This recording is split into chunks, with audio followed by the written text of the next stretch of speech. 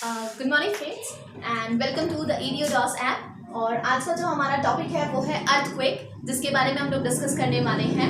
तो हमारा जो अर्थ का इंटीरियर है वो क्रस्ट है, मेंटल है, कोर है, इन सब चीज़ों से मिलकर के बना हुआ है, जो कि सॉलिड स्टेट में भी हो सकते हैं, लिक्विड में भी हो सकते हैं और आपके सेमी मोल्टन स्टेट में भी प्रेजेंट हो सकते हैं, है ना। एंड समवेयर द स्पेसेस में भी कवर्ड विद गैसेस आल्सो, ठीक है ना। तो सॉलिड भी है, लिक्विड पार्ट भी है, गैसेस पार्ट भी है। तो अगर हम इस पूरे के पूरे इंटीरियर की हम लोग बात कर रहे हैं तो व्हाट आर द एविडेंसेस जिनसे हमें ये पता चलता है कि एक्चुअली में जो हमारा अर्थ है वो इन सब चीजों से मिलकर के बना हुआ है। तो होता है क्या कि हमारा जो अर्थ का इंटीरियर है उसको पता करने का कि इसके अंदर है क्या क्या। There are two types of evidences, there are direct sources and there are indirect sources. तो earthquake is an indirect source, जिससे हमें पता चलता है कि अर्थ के इंटीरियर में क्या क्या चीजें प्रेजेंट हैं। So today's topic is earthquake. मैं फिर से रिपीट कर रही हूँ, this is an indirect source of information about the interior of the earth, ठीक है ना। इनडायरेक्ट सोर्स है हमारा अर्थक्वेक, ठीक है, जिससे हमें पता चलता है अर्थ के इंटीरियर के बारे में। इनडायरेक्ट सोर्स, ठीक है, जिसकी वजह से हमें पता चलेगा कि अर्थ के इंटीरियर में क्या चीज प्रेजेंट है, ठीक है। अब नाउ कम्स, जब हम अर्थक्वेक के बारे में बात कर रहे हैं तो अर्थक्वेक में होता क्या है। तो भाई सिंपली अगर हम इन जनरल बात करें तो हमारे अर्थक्वेक के अंदर क्या होती है, ट्रेम्बलिंग या फिर शेकिंग ऑफ अर्थ, ठीक है ना। तो है क्या, ऑलरेडी हम लोग आपको बता चुके हैं कि आपकी जो अर्थ है वो अलग अलग लेयर्स से मिलकर के बनी है, जिसमें के जो आपकी एस्थेनोस्फेयर है जो कि मेंटल का पार्ट है वो एक सेमी मोल्टन स्टेट में है। और ये आप बोल सकते हैं कि सबसे ज्यादा जो डायनेमिक वाला पार्ट है मेंटल का, ये वो है एस्थेनोस्फेयर, जिसमें के वॉल्केनिक इरप्शंस जब होते हैं तो तब उससे मैग्मा निकल करके बाहर आता है।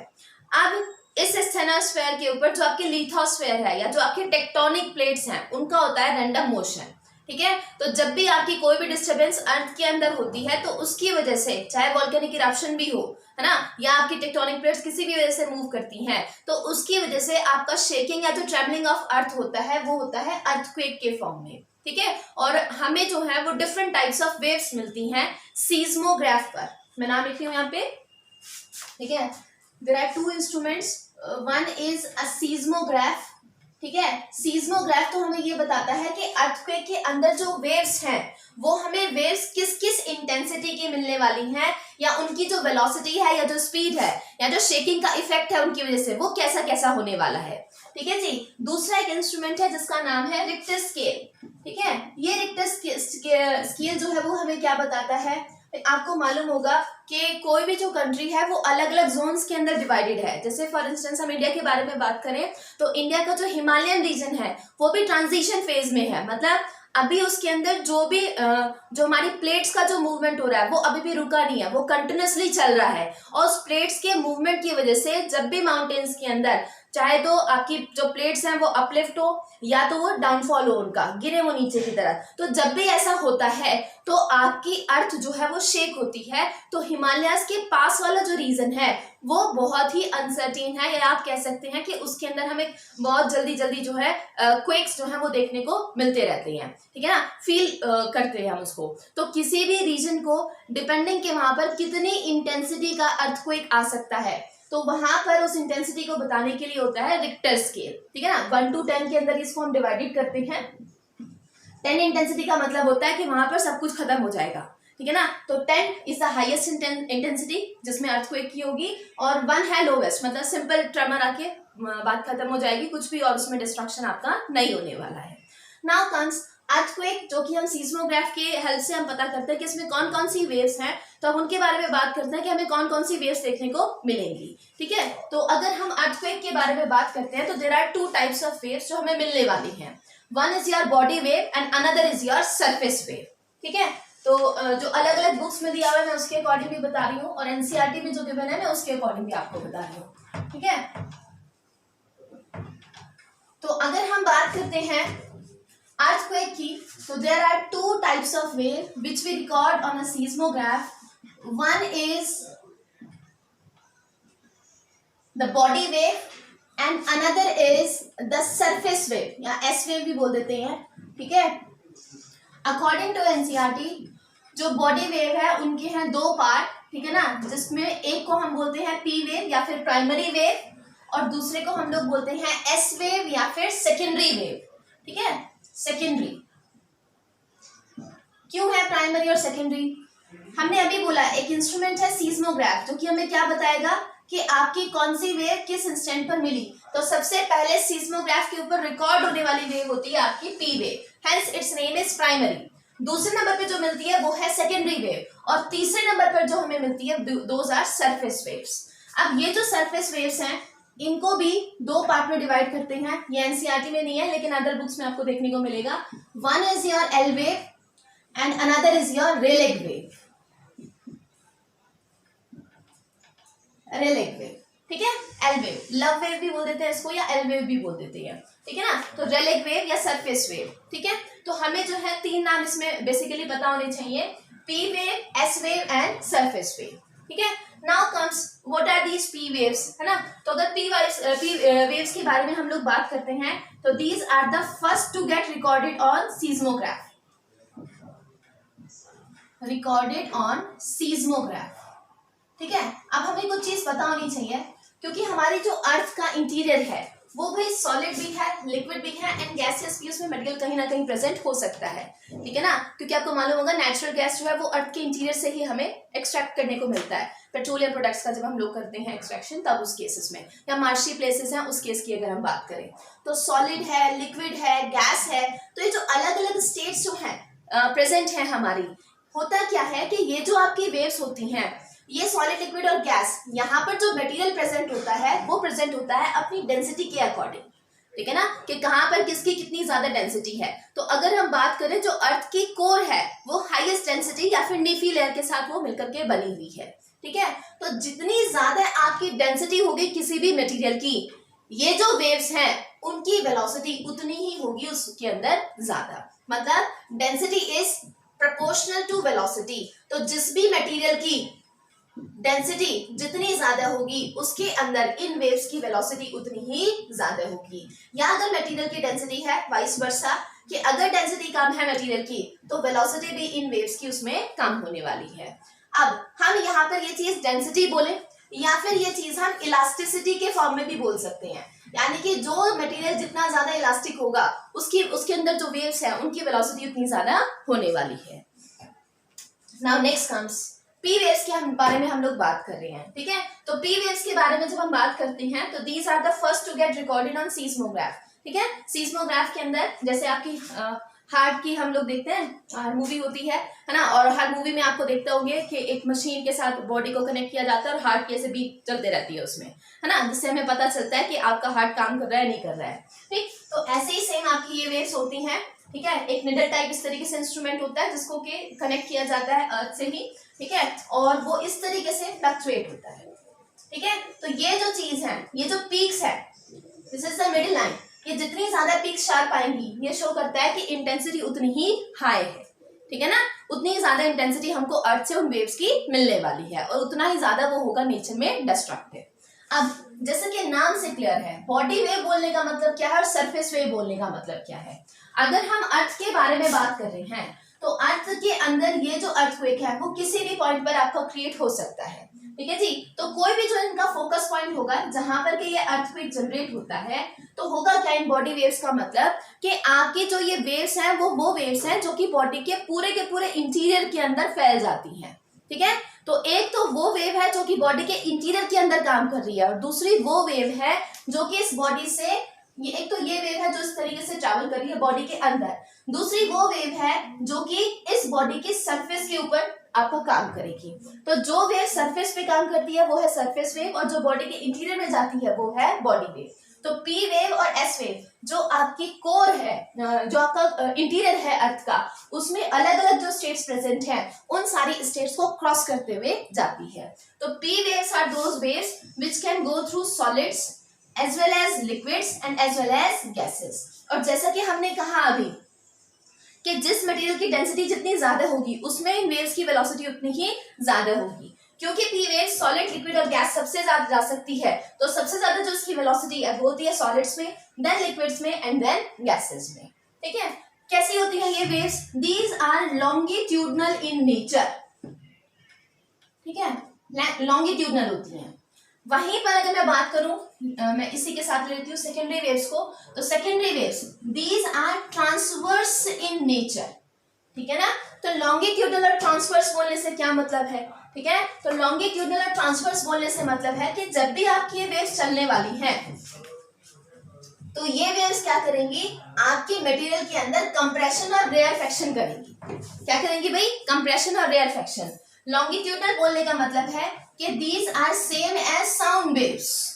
ट्रांसवर्स बोलने का मतलब है these are same as light waves, कि जैसे लाइट रेज चलती हैं वैसे ही आपकी चलेंगी एस वेव्स। कैसे, इन the form of crest and trough, ठीक है ना, किसके फॉर्म में, इन the form of crest and trough. वहीं पर अगर हम बात करते हैं पी वेव्स की या प्राइमरी वेव्स की, तो ये जो आपकी लॉन्गिट्यूडनल वेव्स हैं ये चलेंगे in the form of compressions and rarefactions, ठीक है। कैसे कि आपकी जो रॉक्स हैं उनकी जो स्ट्रेचिंग होगी और कंप्रेशन होगा वो होगा इन प्राइमरी वेव्स के थ्रू। सिमिलरली अगर एस वेव्स की बात करेंगे तो जो आपकी रॉक्स हैं उनका जो अप या डाउन मूवमेंट होगा वो होगा एस वेव्स के थ्रू। कैसे होगा, मैं यहाँ पर डायग्राम बना रही हूँ, आप नोटिस कीजिएगा। आपने अपनी बुक में 11th में देखा होगा, फिजिक्स की बुक में बनी हुई है लॉन्गिट्यूडनल वेव कुछ इस तरीके से कि ये तो है कंप्रेशन और ये है रेयरफेक्शन। तो इसमें होता क्या है, एनर्जी का ट्रांसफर होता है इन हॉरिजॉन्टल डायरेक्शन। तो आपकी जो रॉक्स हैं वो भी आपको मालूम होगा स्ट्रेटिफाइड है, लेयर्स के फॉर्म में है मतलब, है ना। तो होगा क्या कि जब ये वाली वेव्स, पी वाली वेव्स उन रॉक्स के थ्रू आपकी ट्रैवल करती है तो वो या तो उन रॉक्स को स्ट्रेच कर देगी या तो उन रॉक्स को कंप्रेस कर देगी, ठीक है ना। तो रॉक्स के अंदर, क्योंकि उनके अंदर मूवमेंट हो रहा है तो उसकी वजह से जो सरफेस है उनकी, मतलब ऊपर की तरफ जो पार्ट हमें दिखाई दे रहा है उसके ऊपर हमें कुछ ना कुछ डैमेज देखने को मिलेगा, और जो सरफेस के ऊपर डैमेज देखने को मिलेगा वो होगा सरफेस वेव, ठीक है ना। तो अगर पूछा जाए कि इन सब में सबसे ज्यादा डैमेजिंग कौन है, तो डैमेजिंग है are surface waves. Surface waves की वजह से जो भी हमारी जान माल की हानि होती है, जैसे कि आपको मालूम होगा भुज में हुआ था हमारा अर्थक्वेक ना इंडिया के अंदर, तो भुज में जो भी आपकी बिल्डिंग्स थी सब कुछ उनके जो रेमिनेंट्स थे, रिमेन्स थे, वो बिल्कुल मिट्टी में मिल गए थे, एकदम सब कुछ फ्लैट हो गया था भुज के अंदर, ठीक है ना। वहां पर बहुत सारी स्काई स्क्रैपर्स थे, बहुत ज्यादा मल्टी स्टोरी बिल्डिंग्स थी, वो सारी की सारी क्रैश हो गई थी और लैंड पे बिल्कुल समतल हो गया था सब कुछ वहां पे। तो ये जो डिस्ट्रक्शन का इफेक्ट होता है ये होता है सरफेस वेव्स के थ्रू, ठीक है जी। नाउ नेक्स्ट कम्स, हम बात कर रहे हैं किसकी, ट्रांसवर्स वेव्स की। तो ट्रांसवर्स वेव कैसी होती हैं भाई, ट्रांसवर्स वेव्स होती हैं ऐसे कि एक हॉरिजॉन्टल लाइन में इस तरीके से इन the form of crest and in the form of trough जो वेव चलती हैं उनको हम लोग बोलते हैं सेकेंडरी वेव्स या फिर एस वेव्स। अब इनकी वजह से क्या होगा भाई, ये जो रॉक थी जिसके अंदर कंप्रेशन हुआ और रेयरफेक्शन हुआ, है ना, कंप्रेशन हुआ और स्ट्रेचिंग हुई, अब यही जो रॉक है आपकी वो अप भी मूव कर सकती है और वो रॉक जो है वो डाउन भी मूव कर सकती है, जिसकी वजह से आपकी इस रॉक का कुछ पार्ट नीचे पहुंच जाएगा, फोल्डिंग एंड फॉल्टिंग, ठीक है ना। ये भी आपके मतलब हम पढ़ेंगे अभी जब हम पढ़ेंगे कि स्ट्रक्चर ऑफ द अर्थ के बारे में कि किस तरीके से हमारी हिमालयस बनी है ना, माउंटेन्स किस तरीके से बनी है या लैंडफॉर्म्स किस तरीके से बनी है, तब हम वहां पर बात करेंगे, ठीक है ना। तो ये स्ट्रेटिफाइड स्ट्रक्चर ही है जिसमें पी वेव से तो मूवमेंट हुआ हॉरिजॉन्टल और एस वेव से जो मूवमेंट है वो हुआ वर्टिकल, अप और डाउन, ठीक है ना। तो यहाँ पे मैं लिख देती हूँ उसको, यहाँ पर होता है जो रॉक्स होती हैं उनके अंदर होती है स्ट्रेचिंग एंड कंप्रेशन, ठीक है, और इनसे जो रॉक्स हैं उसके अंदर होता है मूवमेंट अप एंड डाउन, ठीक है जी। तो जो अप डाउन मूवमेंट होगा वो इनकी वजह से होगा। Now next comes most important thing, मैंने यहाँ पर लिखा कि primary wave solid liquid gas सबसे जा सकती है, ठीक है ना। तो जैसे वन बाय वन, जैसे मैंने यहाँ पॉइंट्स लिखे हैं इसके लिए भी मैं सेम लिख रही हूँ कि पी वेव्स हैं first to get recorded on seismograph and S waves are second to get recorded on seismograph. Solid liquid gas सबसे ट्रांसफर हो सकती है लेकिन सॉलिड के अंदर सबसे ज्यादा स्पीड होगी, ठीक है ना। ये आपका जो यहाँ पर मैंने लिखा हुआ है ऑर्डर, ये स्पीड के लिए लिखा हुआ है। सिमिलरली एस वेव्स की अगर हम बात करते हैं तो ये सिर्फ सॉलिड्स के अंदर से ट्रैवल कर सकती हैं, बाकी किसी और से ट्रैवल नहीं करेंगी, ठीक है ना। तो हम दूसरे फॉर्म में बोले जो आपके फ्लूइड्स होते हैं, मतलब लिक्विड है या गैस है, दोनों से ही ये ट्रैवल नहीं करेगी, ये सिर्फ किससे ट्रैवल करेगी, सॉलिड से। अब डिपेंडिंग कि कौन सी वेव कहां से ट्रैवल कर सकती है और कहां से ट्रैवल नहीं कर सकती है, इन वेव्स का होता है एक शेडो जोन, ठीक है। क्या बोला मैंने, शेडो जोन। इस पर क्वेश्चन आता है, पूछा भी जाता है कि क्या क्या शेडो जोन होता है। तो मैं बता रही हूँ आपको कि आपका जो शेडो जोन है वो सेकेंडरी वेव का ज्यादा होता है देन आपका प्राइमरी वेव, ठीक है। तो प्राइमरी वेव्स की अगर हम बात करें, मैंने ये अर्थ बनाई है, ठीक है ना, और ये मैं डायग्राम बना रही हूँ पी वेव के लिए, और ये वाला जो मैं डायग्राम बना रही हूँ वो बना रही हूँ एस वेव के लिए, ठीक है। तो ये आपका सेंटर है जहां से अर्थक्वेक जनरेट हुआ, क्रस्ट है, मेंटल है, कोर है, ठीक है ना। क्रस्ट है, मेंटल है, कोर है, and this is the point जो आपका फोकस पॉइंट है जहां से अर्थक्वेक आपका जनरेट हुआ है। तो होता क्या है, क्योंकि आपकी जो क्रस्ट, मेंटल, कोर है वो according to the density difference different different layers के अंदर सेग्रीगेटेड है, डिवाइडेड है। तो होगा क्या कि आपकी जो अर्थक्वेक वेव्स यहाँ से चल के आ रही है वो जैसे ही आपको मैंने बताया था मोहोवरिक डिस्कंटिन्यूटी है और गटनबर्ग डिस्कंटिन्यूटी है, जहां पर आपकी जो ये अर्थक्वेक वेव्स हैं वो अपनी डायरेक्शन को और स्पीड को चेंज करती हैं। तो होगा क्या, तो आपको मालूम है ट्रांसवर्स वेव्स है, लाइट वेव्स हैं, तो ये क्या करती हैं, साउंड वेव्स भी हैं इसमें, ये रिफ्लेक्शन भी करेंगी और ये रिफ्रैक्शन भी करेंगी, मतलब ये चीज से टकराएंगी वापस आ जाएंगी तो रिफ्लेक्शन, लेकिन चीज से टकराने के बाद अगर क्रॉस करके दूसरे साइड पहुंच गई तो होगा रिफ्रैक्शन। तो रिफ्लेक्शन भी करेंगी, रिफ्रैक्शन भी करेंगी, और तीसरी चीज इनकी स्पीड भी चेंज करेगी विद द डेंसिटी डिफरेंस, जो कि मैंने यहाँ पर आपकी बात करी थी अभी, है ना, कि जिस मटेरियल की जितनी ज्यादा डेंसिटी उसमें उतनी ही ज्यादा इनकी स्पीड होने वाली है। तो होगा क्या कि जो वेव्स यहाँ से चल के आ रही है, मैं ऐसे एक सिंपल सा डायग्राम बना रही हूँ, आप उसको नोटिस कीजिएगा कि यहाँ से ये वेव्स इस तरीके से चल के आ रही हैं, अर्थ के इंटीरियर को क्रॉस करने की कोशिश कर रही हैं। तो होगा क्या कि जैसे ही आपकी ये जो रेज है ये पहुंचेंगी यहाँ मेंटल और जो क्रस्ट है उसके डिमार्केशन वाली लाइन पर, तो यहाँ ये अपनी डायरेक्शन को क्या कर देंगी, चेंज कर देंगी, ठीक है भाई, ये चेंज कर दिया इन्होंने। अब होगा क्या, ठीक है, सिमिलरली आपका जो कोर है अगेन उसमें भी डायरेक्शन आपकी चेंज होने वाली है, या तो रिफ्लेक्शन होगा या तो रिफ्रैक्शन होगा, डिपेंडिंग ऑन दैट ये वेव्स फिर से अपनी डायरेक्शन को चेंज करेंगे एंड अकॉर्डिंगली आपकी जो स्पीड है वो भी क्या होने वाली है, चेंज होने वाली है। तो सिमिलरली होगा क्या, पी वेव्स के लिए आपको अल्टीमेटली, यहाँ पे पूरा डायग्राम बना देती हूँ, अल्टीमेटली ये वाला पॉइंट है 103 डिग्री, अर्थ को हम डिग्रीज में कर सकते हैं ना, लैटिट्यूड्स और लॉन्गिट्यूड में डिवाइड कर सकते हैं, तो उसी में डिवाइड किया है कि ये 103 डिग्री है यहाँ पे और 142 डिग्री है यहाँ पे, इतने पार्ट के अंदर सिमिलरली इधर भी 103 से लेके 142 तक इतने पार्ट के अंदर ना तो यहाँ ना तो यहाँ आपको पी वेव्स नहीं मिलती हैं, और जिस रीजन के अंदर आपको पी वेव्स नहीं मिलेंगी उस रीजन को हम लोग बोलते हैं शेडो जोन। शेडो जोन ये पूछा जाता है, ठीक है। तो अकॉर्डिंग टू मैं एनसीईआरटी अगर आपको बताऊं तो एनसीईआरटी के डायग्राम में तो 103 लिखा हुआ है, लेकिन जो थ्योरी है उसके अंदर लिखा हुआ है 105 एंड 145, ठीक है। तो डू नॉट गेट कंफ्यूज, ठीक है ना। तो दोनों में से कुछ भी अगर आपको गिवन होगा तो बोथ आर करेक्ट, ठीक है ना, क्योंकि एनसीईआरटी को हम लोग मानते हैं कि दिस इज द बेस्ट, है ना, और आंसर भी जो है हमें अकॉर्डिंगली एनसीईआरटी के ही करना है, ठीक है। तो आप 105 145 याद करें या 103 142 याद करें, एक ही बात है, क्योंकि एनसीईआरटी के डायग्राम में है ये और थ्योरी में है ये वाला पार्ट, ठीक है। तो कंफ्यूज नहीं होना है। Now next comes S waves या सेकेंडरी वेव्स की अगर हम बात करते हैं तो जो शेडो जोन है वो कहां से कहां होगा, क्योंकि अभी हमने कहा कि सॉलिड से ट्रांसफर हो सकती है लेकिन लिक्विड गैस में नहीं जाएगी, और स्टेनोस्फेयर कैसी स्टेट में है, सेमी मोल्टन, ठीक है ना, बात करी थी हमने इस बात की, ठीक है। तो आपकी जो ये वेव्स हैं ये सिर्फ और सिर्फ आपको मिलने वाली है कहां से कहां तक, मैं बता देती हूँ आपको, इस तरीके से यहाँ इस पॉइंट तक ये मिलने वाली है। जिस पॉइंट तक ये मिलने वाली है वो अलग से याद करने की जरूरत नहीं है, वो 103 ही है। ये वाला जो पॉइंट है ये कौन सा है, 103, मतलब 103 यहाँ और 103 यहाँ, इस पूरे पार्ट के अंदर आपको कोई भी एस वेव नहीं मिलेगी। तो ये जो पूरा पार्ट आपका बना, this is the shadow zone of S wave, shadow zone of S wave, ठीक है। जिस पार्ट के अंदर एस वेव नहीं मिलने वाली है वो एस वेव का होगा शेडो जोन। तो इन जनरल हम लोग बात करें तो क्योंकि 103 और 142 के बीच पी वेव भी नहीं मिल रही, एस वेव तो 103 के बाद मिल ही नहीं रही है, ना इस साइड ना उस साइड, तो 103 से लेके 142 डिग्रीज तक पी वेव्स भी नहीं मिल रही है और एस वेव्स भी नहीं मिल रही हैं। तो जो दोनों का कॉमन शेडो जोन है पी वेव का भी और एस वेव का भी, वो है 103 से लेके 142, बोथ साइड्स, ठीक है ना। तो दोनों तरफ ही आपको इस रीजन के अंदर ना तो कोई पी वेव मिलेगी ना तो कोई एस वेव मिलेगी। अब डिपेंडिंग सीस्मोग्राफ पर ये हमको कैसे मिल रही है, उससे हमें पता चलता है कि अर्थ का इंटीरियर जो है वो किस तरीके की डेंसिटी वाले मटेरियल से मिलकर के बना हुआ है, क्योंकि हम वेलोसिटी को जज कर सकते हैं कितना होगा, और वेलोसिटी से हमें पता चल जाएगा कि डेंसिटी वैल्यूज कितनी होने वाली है। Hopefully this part is clear, है ना।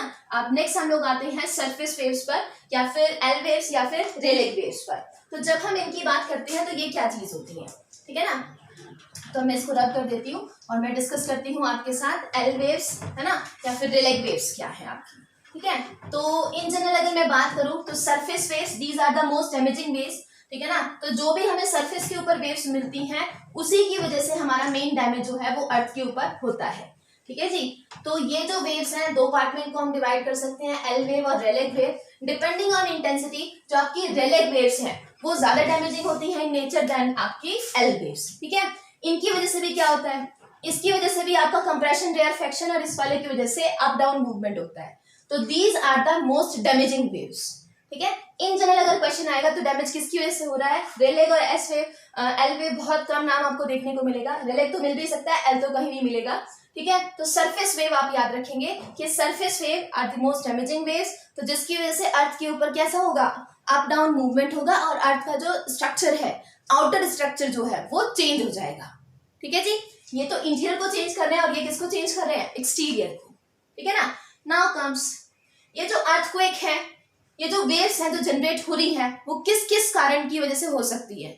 अब डिपेंडिंग किस किस वजह से है उनकी वजह से हमें मिलते हैं different types of earthquake. Now we will talk about types of earthquake, ठीक है। तो टाइप्स ऑफ अर्थक्वेक के बारे में हम लोग बात कर रहे हैं।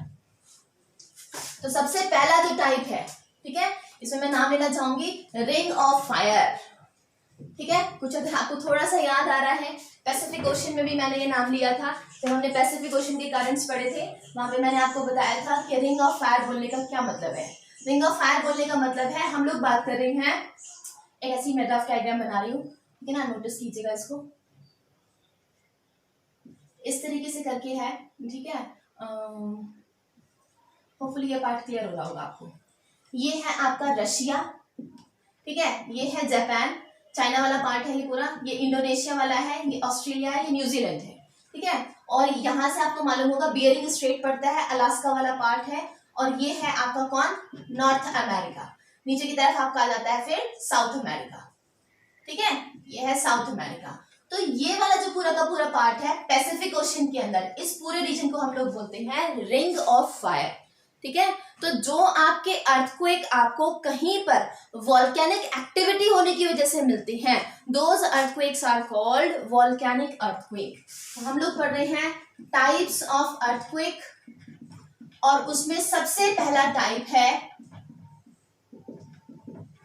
Types of earthquake. सबसे पहला इसमें टाइप है आपका वॉल्केनिक अर्थक्वेक, ठीक है। EQ से मैं रिप्रेजेंट कर रही हूँ अर्थक्वेक को। वॉल्केनिक अर्थक्वेक बोलने का मतलब है कि जहां पर भी आपका कोई भी वॉल्केनिक इरप्शन होगा तो उस वॉल्केनिक इरप्शन के साथ ऐसा हो सकता है कि टेक्टोनिक मूवमेंट की वजह से जो आपकी प्लेट्स हैं वो इम्बैलेंस हो जाए, और वो ऊपर नीचे अगर डिस्टर्बेंस उनका होता है तो आपके हो सकता है कि अर्थक्वेक वेव्स उस पॉइंट पर जनरेट हो जाएं।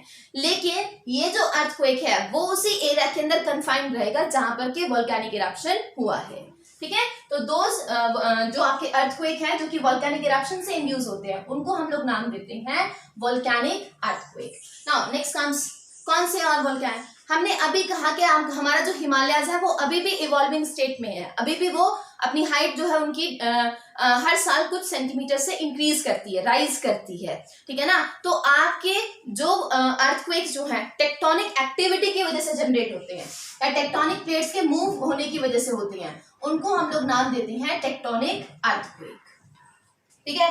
नाउ थर्ड मेन क्या है आपका, अब हमें मालूम है होता क्या है आपका जो वोल्केनिक इरप्शन है, मैं as for the sake of example बोल रही हूँ।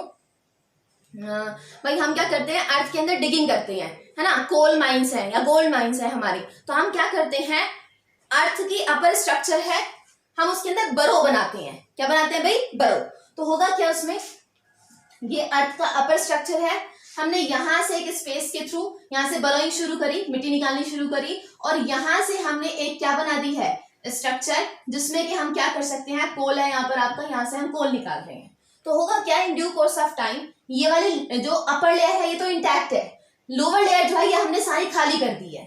अब क्योंकि अर्थ की पूरी लोअर लेयर खाली हो चुकी है तो ये जो स्पेस क्रिएट हुआ है, अब इसमें होगा क्या, in due course of time अगर ये वाला जो वेट है इस वाले स्पेस को ओवरकम कर जाए बाय एनी मीन्स, कुछ भी ऐसा डिस्टर्बेंस हो जाए कि ये स्पेस जो है इसका वेट बहुत ज्यादा हो जाए, तो in due course of time ये जो सारी की सारी प्लेट्स हैं ये ऊपर से कहां चले जाएंगी, नीचे कोलैप्स कर जाएंगी। तो ऐसा अर्थक्वेक जो कि इन प्लेट्स के डाउनवर्ड मूवमेंट की वजह से होगा उसको हम लोग नाम देते हैं कोलैप्स अर्थक्वेक। और जनरली ये जो कोल माइंस होती हैं वहां पर एरियाज में आपको देखने को ज्यादा मिलेगा कोलैप्स अर्थक्वेक, ठीक है ना। एग्जाम्पल मैंने बता दिया आपको, कोल माइंस या गोल्ड माइंस, कुछ भी मतलब माइन के रिगार्डिंग जो भी आपकी अर्थ को डिक करके बनाया गया है पार्ट, जिसमें कि अर्थ की लोअर सर्फेसेस को खाली कर दिया गया है, तो अपर वाली लेयर अगर नीचे गिर जाती है तो उसकी वजह से जो अर्थक्वेक जनरेट होगा that will be called a collapse earthquake, ठीक है जी।